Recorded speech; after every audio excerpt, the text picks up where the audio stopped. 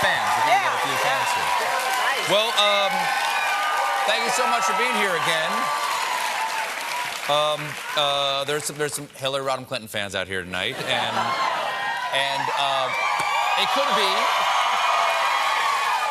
They could be your fans for a lot of different reasons, because reading your CV or reminding people of your accomplishments is almost insulting to you, because we are the first female presidential nominee from a major political party, winner of the popular vote in 2016. Secretary of State, New York Senator, First Lady, author of 7 books. And you're here tonight because the paperback release of your 7th book, What Happened? What happened? Okay, and you left out one of the words. What? Or two. Two words you can't say on CBS. Now, you've got there's an afterword in here. Right. There's a new afterword here, and it's democracy in crisis. Yes. Under Trump. Yes. Is that a fancy way of saying "I told you so"? Because you'd be allowed to say "I told you so." I really want people to take it seriously, regardless of who you voted for, whether you even voted, and think about why our democracy is in crisis. And I don't use the word lightly. I really regret using the word because I wish it weren't the case. But what we've seen in the last months in so many ways is degrading the rule of law, delegitimizing our elections, attacking your favorite subject, truth and reason, spreading corruption, undermining our national unity. Each alone is a threat, but you put it all together, and it really is a crisis to who we are as a nation. Will you compare our situation right now in some ways to Watergate? Mm-hmm. And you know that of which you speak because you were a lawyer working for, was this the Judiciary Committee? Yes. Judiciary Committee. There you are right there in 1974, bringing the impeachment charges against President Nixon in the Judiciary Committee hearing room at the U.S. Capitol.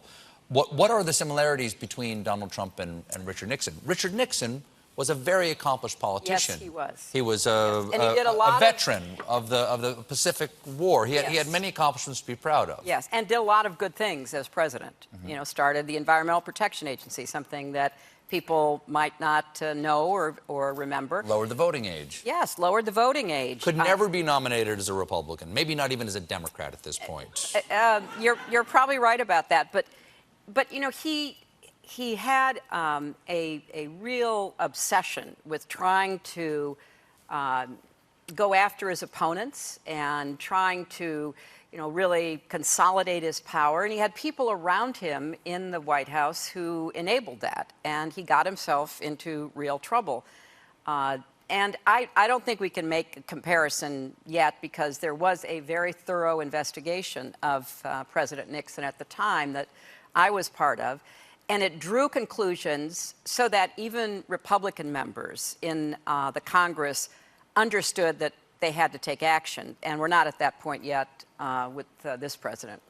Well, Nixon had these people around him, you say, who enabled him. Mm-hmm. We hear stories from an anonymous op-ed in the New York Times, from Bob Woodward's book, that the people around him, many of them are actually disabling. They're trying to stop him from doing things that he wants to do. Right. Have you ever heard of anything like that before from cabinet?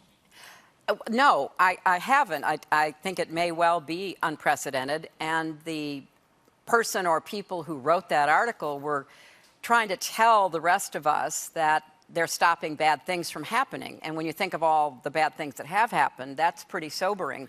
That they're actually there with, you know, all fingers in the dike trying to prevent the bad stuff from happening. Did that comfort you at all? Because it didn't comfort me at all.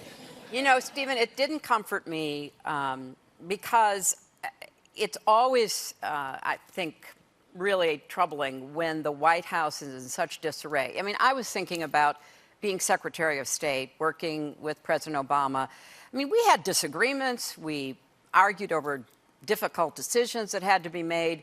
But in the end, we had an orderly process where, yes, facts and evidence were presented, where the president had to make tough decisions.